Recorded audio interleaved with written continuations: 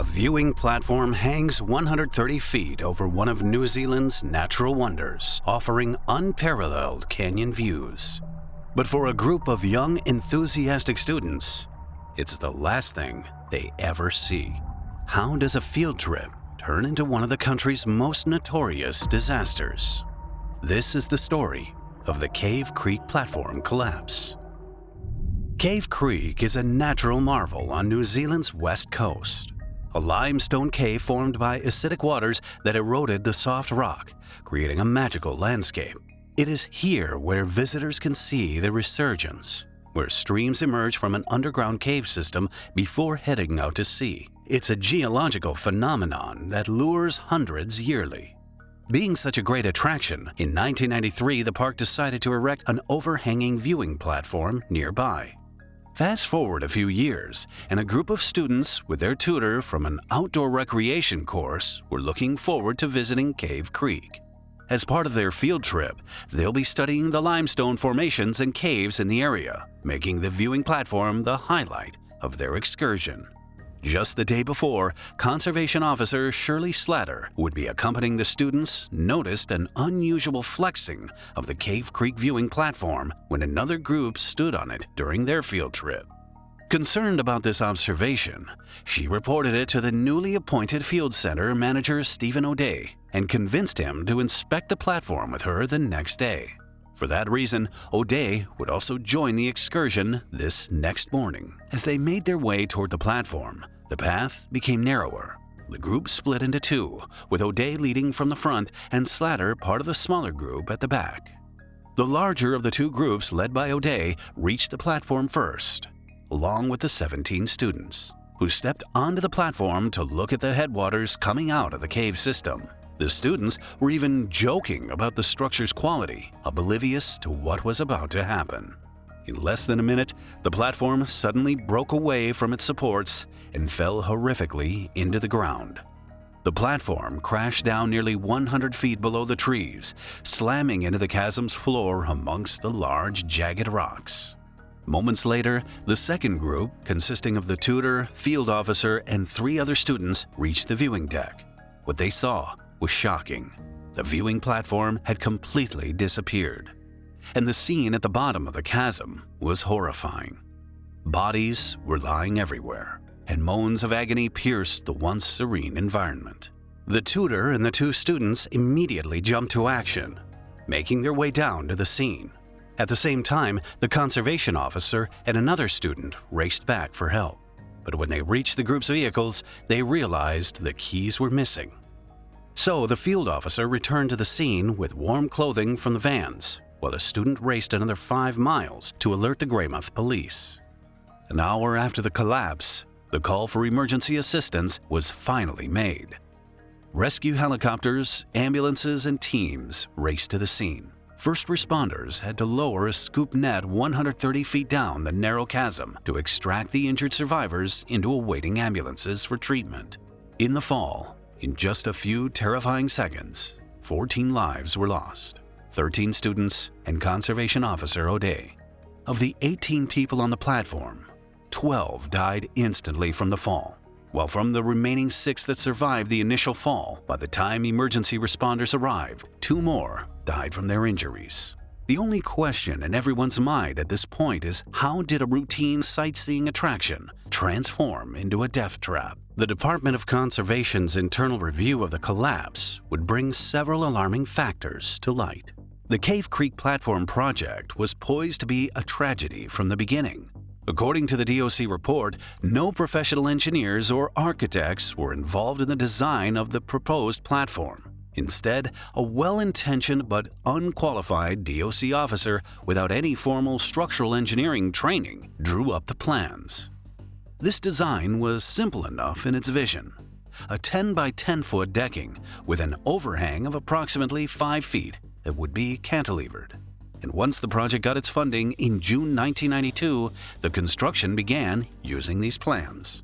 The timber deck was built off-site and delivered to the site by helicopter, along with other materials for the platform's construction.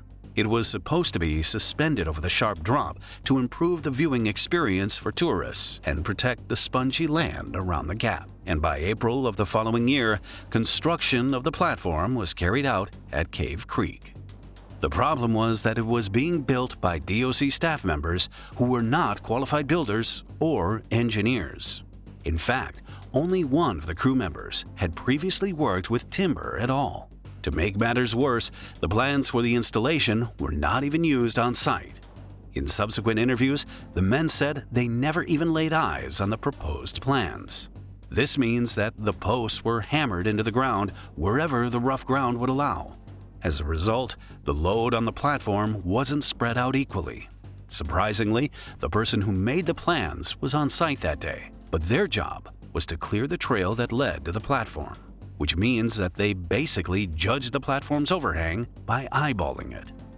If that wasn't enough, the bolts that were supposed to hold the platform in place were brought to the site without a drill, so nails were used to hold it instead. After a rigorous day of construction, the 4 men who built the platform got onto it to take a picture. The lack of structural integrity was, however, shocking. Less than a year after its construction, in April 1994, the platform steps were finally poured, but they were not properly secured. A sign that something terrible was about to happen.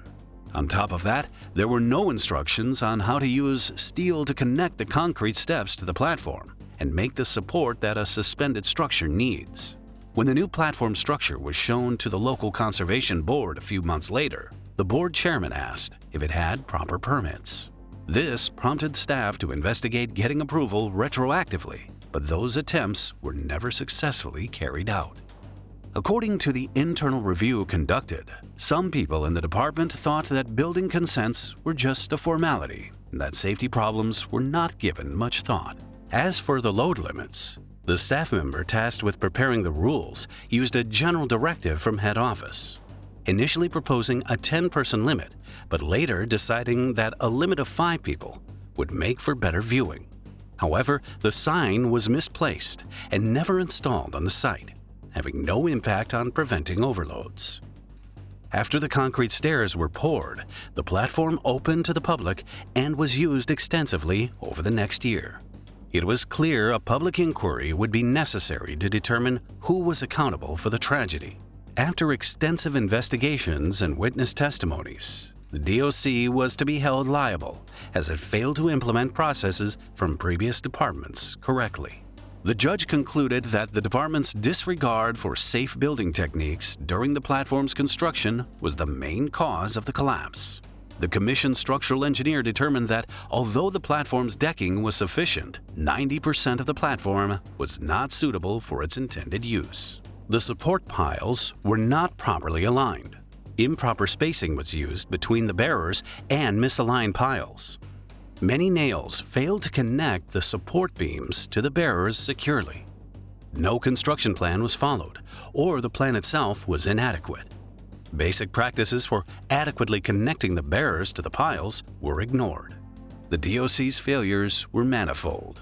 They neglected to involve qualified engineers in the platform's design, failed to follow the Building Act, and did not enforce load restrictions. Inspections were inadequate, and there was no proper project management system in place. And while the DOC accepted responsibility for the collapse, no prosecutions were recommended, as there was a legal loophole that prevented government departments from being held liable. Immediately after the collapse, 15 of DOC's 106 viewing platforms were closed for repairs. Now, platforms above 5 feet or 1.5 meters, like Cave Creek, are inspected by outsourced engineers adhering to stricter building codes.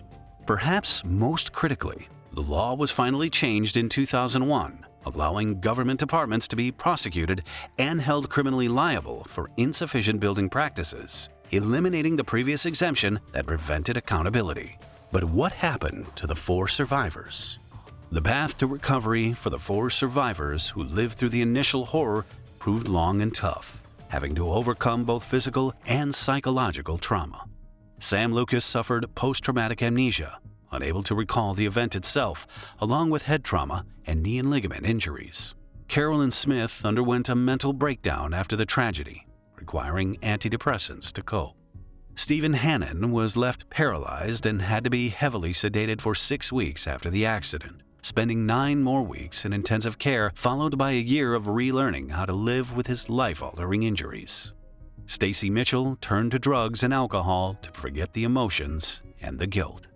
In a 2005 interview, he admitted that he and a few other students had given the platform a good shake when they stepped onto it that day, and lived with the guilt that his classmates could still be alive had they not done that.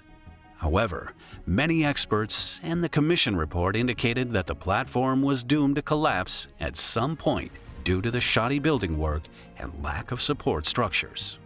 2 years after the collapse, the victims' families received a combined compensation settlement of $2.6 million. That same year, a memorial was unveiled at the site, and in 1998, the track reopened to the public. However, the viewing platform was never replaced. The trail between the memorial site and the Cave Creek Resurgence was officially renamed the Cave Creek Memorial Track. The start of the track is marked by an information panel recounting the tragedy. The ending words read, "Lessons have been learned, failures exposed, and systems changed so that the pathway that led to the tragedy memorialized here will never be repeated." Watch this episode next if you found this video interesting. Please add a like and leave a comment if you want to support the channel.